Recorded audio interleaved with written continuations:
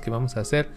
Vamos a meditar la amarga pasión de nuestro Señor Jesucristo, que es un libro basado en las visiones de Anna Catalina Emmerich. Bueno, aquí tenemos algunos datos muy importantes de ella. Bueno, estas visiones están recopiladas en un documento, un libro que se llama La amarga pasión de nuestro Señor Jesucristo, que son las visiones de la beata Anna Catalina Emmerich. Pero ¿quién es Anna Catalina Emmerich? Bueno, ella fue una monja canonesa agustina que nace en Flamske, Alemania, en 1774 y muere en 1824. Fue un alma víctima que ofreció grandes sufrimientos viviendo la pasión de nuestro Señor. Dios le concedió muchos dones místicos, entre ellos visiones, estigmatización, locución y éxtasis. Aquí en el libro ella combina lo que son sus visiones y las locuciones. La locución es lo que ella siente que el Señor le quiere comunicar.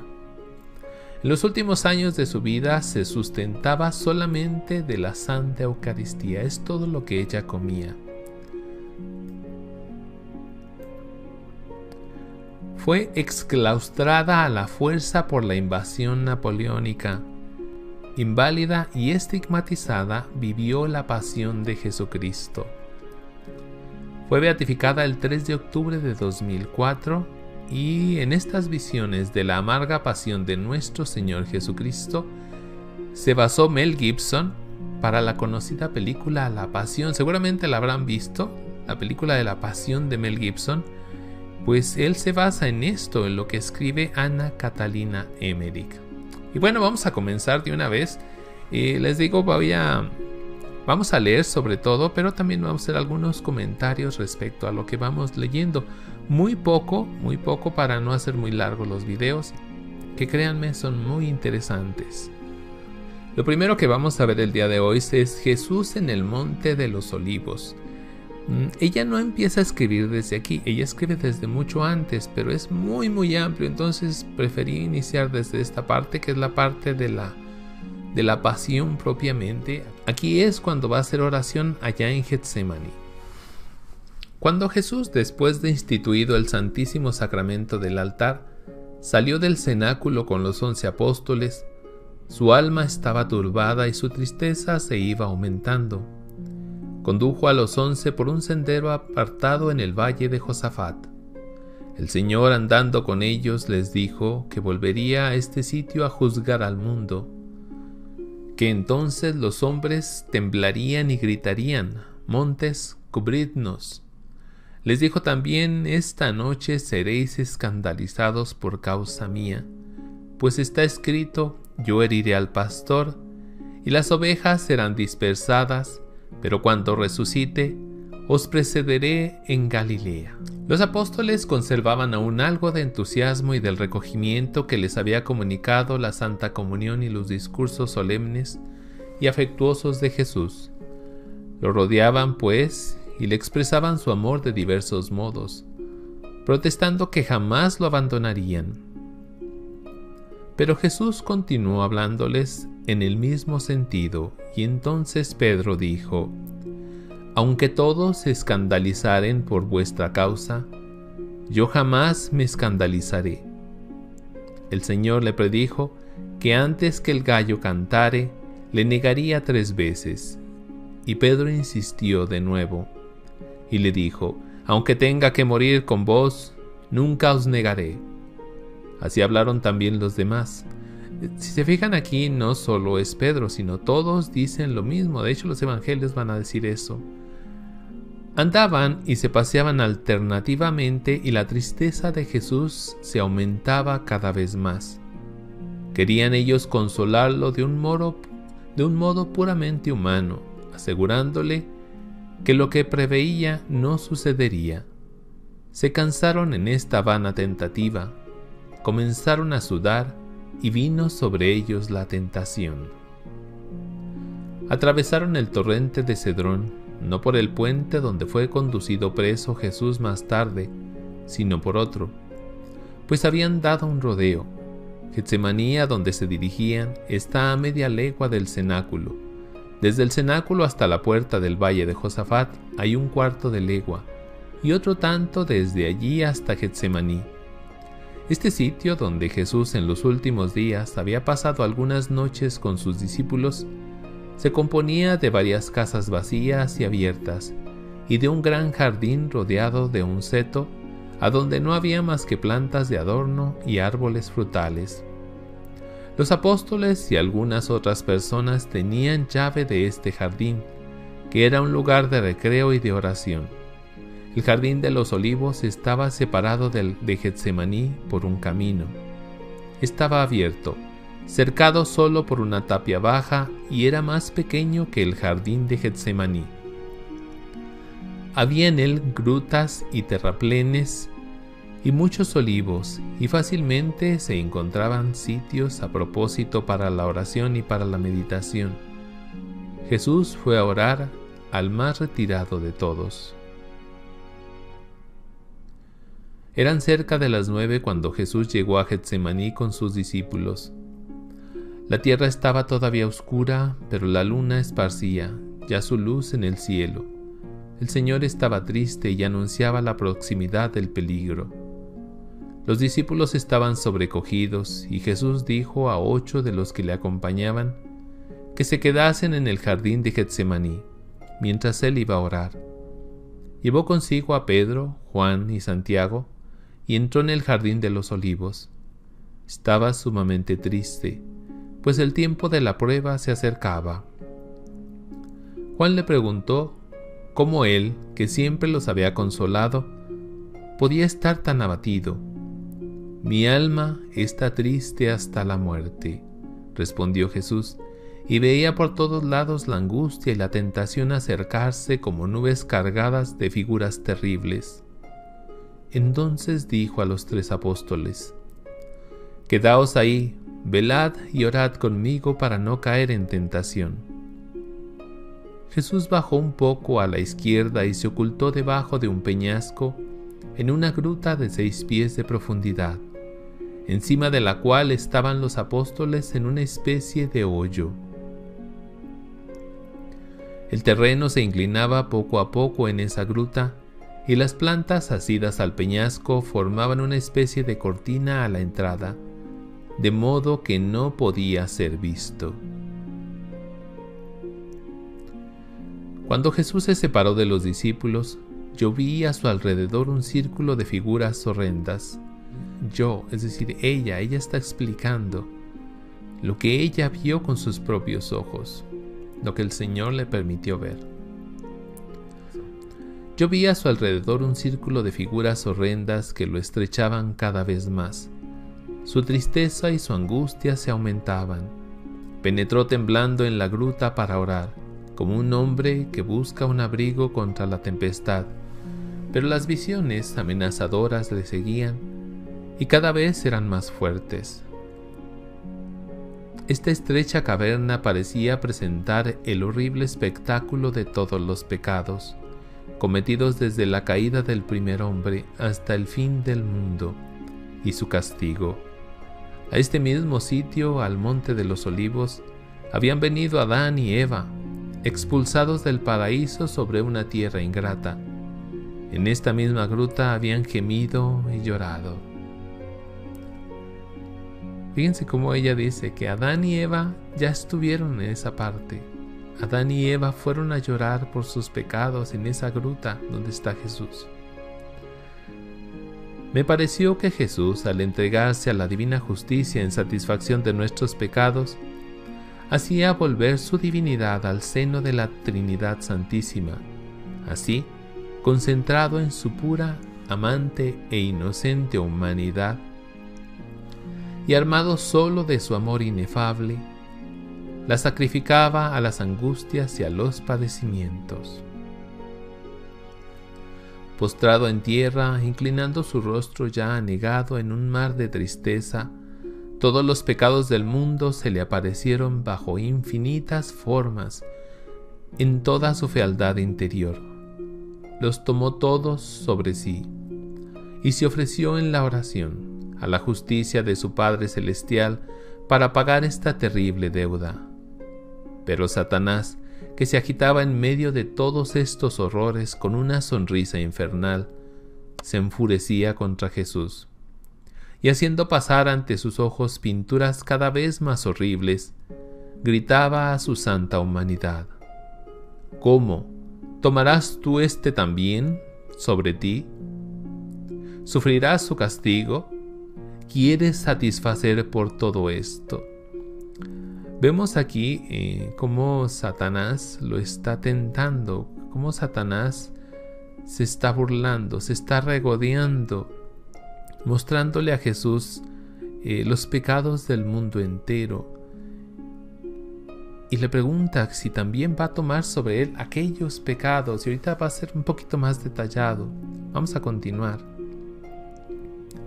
Entre los pecados del mundo que pesaban sobre el Salvador, yo vi también los míos, es decir, los de Ana Catalina. Ve sus propios pecados cargados sobre Jesucristo. Y del círculo de tentaciones que lo rodeaban, vi salir hacia mí como un río en donde todas mis culpas me fueron presentadas. Al principio Jesús estaba arrodillado y oraba con serenidad, pero después su alma se horrorizó al aspecto de los crímenes innumerables de los hombres y de su ingratitud para con Dios. Sintió un dolor tan vehemente que exclamó diciendo: Padre mío, todo os es posible. Alejad este cáliz. Después se recogió y dijo: que vuestra voluntad se haga y no la mía. Su voluntad era la de su Padre, pero abandonado por su amor a las debilidades de la humanidad, temblaba al aspecto de la muerte.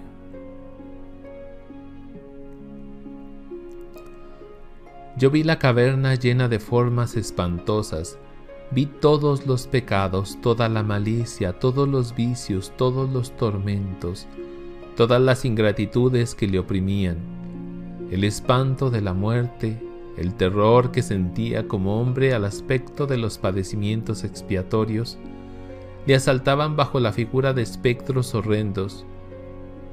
Sus rodillas vacilaban, juntaba las manos, lo inundaba el sudor y se estremecía de horror. Por fin se levantó, temblando sus rodillas apenas podían sostenerlo. Tenía la fisonomía descompuesta y estaba desconocido, pálido y erizados los cabellos sobre la cabeza. Eran cerca de las 10 cuando se levantó y, cayendo a cada paso bañado de sudor frío, fue a donde estaban los 3 apóstoles. Subió a la izquierda de la gruta al sitio donde se habían dormido, rendidos, fatigados de tristeza y de inquietud. Jesús vino a ellos como un hombre cercado de angustias que el terror le hace recurrir a sus amigos, y semejante a un buen pastor que, avisado de un peligro próximo, viene a visitar a su rebaño amenazado, pues no ignoraba que ellos también estaban en la angustia y en la tentación. Las terribles visiones le rodeaban también en este corto camino. Hallándolos dormidos junto a las manos, cayó junto a ellos lleno de tristeza y de inquietud, y dijo: Simón, ¿duermes? Se despertaron al punto. Se levantaron y les dijo en su abandono: ¿no podíais velar 1 hora conmigo? Cuando lo vieron descompuesto, pálido, temblando, empapado en sudor, cuando oyeron su voz alterada y casi extinguida, no supieron qué pensar. Y si no se les hubiera aparecido rodeado de una luz radiante, lo hubiesen desconocido. Juan le dijo: Maestro, ¿qué tenéis?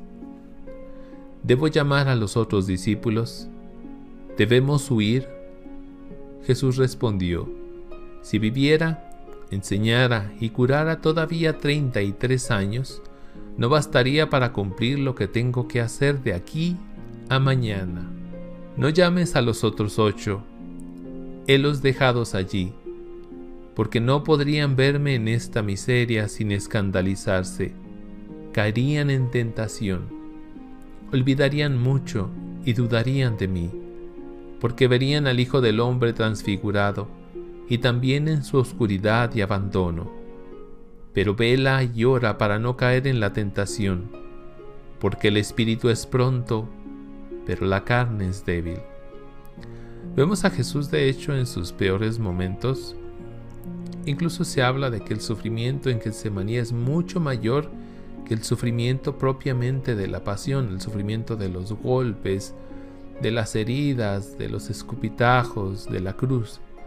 En Getsemaní él sufre muchísimo, muchísimo más. De hecho, terminado Getsemaní, recordemos que él ya va como un corderito, guardando silencio, aceptando ya la voluntad del Padre. Bueno, vamos a continuar. Quería así excitarlos a la perseverancia y anunciarles la lucha de su naturaleza humana contra la muerte y la causa de su debilidad. Les habló todavía de su tristeza y estuvo cerca de un cuarto de hora con ellos. Se volvió a la gruta, creciendo siempre su angustia.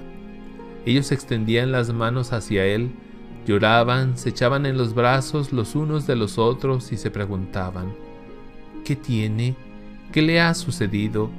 ¿Está en un abandono completo? Comenzaron a orar con la cabeza cubierta, llenos de ansiedad y de tristeza.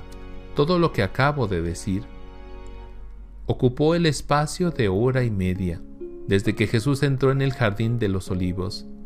En efecto, dice en la Escritura: ¿no habéis podido velar una hora conmigo? Pero esto no debe entenderse a la letra y según nuestro modo de contar. Los 3 apóstoles que estaban con Jesús habían orado primero, después se habían dormido, porque habían caído en tentación por falta de confianza. Los otros 8 que se habían quedado a la entrada no dormían. La tristeza que encerraba los últimos discursos de Jesús los había dejado muy inquietos. Erraban por el monte de los Olivos para buscar algún refugio en caso de peligro. Había poco ruido en Jerusalén. Los judíos estaban en sus casas ocupados en los preparativos de la fiesta. Llovía acá y allá amigos y discípulos de Jesús que andaban y hablaban juntos. Parecían inquietos, como si esperasen algún acontecimiento.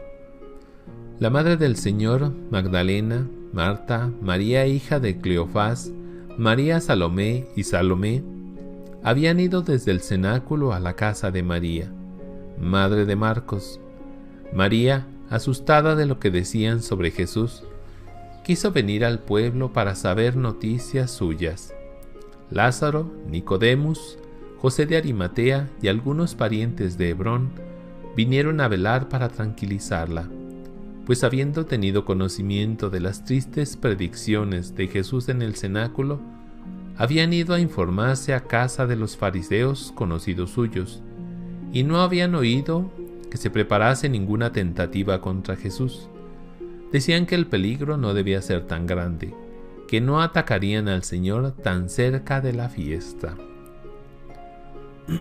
Recordemos que estaban por celebrar la Pascua, entonces parecía que no había razón para escandalizar a todo el pueblo. Era un día tan sagrado, entonces era casi imposible que lo hicieran, pero lo tenían que hacer así. ¿Por qué? Porque tenían que sacrificar. Bueno, porque el día que sacrificaban al Cordero Pascual, ese día va a morir Jesús. La voluntad de Dios siempre se mueve a pesar de nosotros. Siempre. Sigo leyendo. Ellos no sabían nada de la traición de Judas.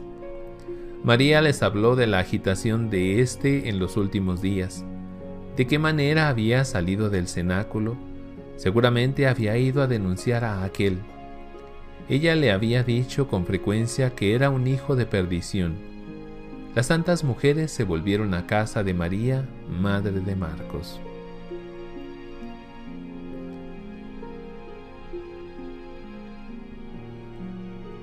Cuando Jesús volvió a la gruta y con él todos sus dolores, se prosternó con el rostro contra la tierra y los brazos extendidos. En esta actitud rogó a su Padre Celestial. Pero hubo una nueva lucha en su alma, que duró 3/4 de hora. Vinieron ángeles a mostrarle en una serie de visiones todos los dolores que había de padecer para expiar el pecado. Ahora son los ángeles, ya no es el demonio, son los ángeles que le van a mostrar a Jesús todo lo que va a sufrir durante la pasión para pagar por los pecados. Le mostraron cuál era la belleza del hombre antes de su caída y cuánto lo había desfigurado y alterado ésta. Vio el origen de todos los pecados en el primer pecado, la significación y la esencia de la concupiscencia. La concupiscencia, hago un paréntesis aquí, es la tendencia que tenemos todos al pecado, a pecar. Sus terribles efectos sobre las fuerzas del alma humana y también la esencia y la significación de todas las penas correspondientes a la concupiscencia. Le mostraron en la satisfacción que debía de dar a la divina justicia un padecimiento de cuerpo y alma que comprendía todas las penas debidas a la concupiscencia de toda la humanidad. La deuda del género humano debía ser satisfecha por la naturaleza humana exenta de pecado del Hijo de Dios. Los ángeles le presentaban todo esto bajo diversas formas y yo percibía lo que decían, a pesar de que no oía su voz. Ningún lenguaje puede expresar el dolor y el espanto que sobresaltaron el alma de Jesús a la vista de estas terribles expiaciones. El dolor de esta visión fue tal que un sudor de sangre salió de todo su cuerpo. Bueno, hasta aquí le vamos a dejar con esta primera parte de la historia de las visiones de Ana Catalina Emmerich, que nos narra la amarga pasión de nuestro Señor Jesucristo. Con estas visiones de Ana Catalina Emmerich vamos a entrar muy a fondo en lo que es la pasión de Jesucristo. Eso es algo que pocas veces hacemos. Por eso, ojalá y me acompañen durante esta cuaresma hasta donde terminemos. Bueno, nos vemos el día de mañana, espero. Si no, ya veremos. Con otro video con la continuación de la amarga pasión de nuestro Señor Jesucristo, que son las visiones de Ana Catalina Emmerich. Pues mi nombre es Francisco Delgado, del canal de la Fe Católica en YouTube y en Facebook. Nos despedimos pues en el nombre del Padre, del Hijo y del Espíritu Santo. Amén. Que Dios los bendiga. Nos vemos mañana, espero. Adiós.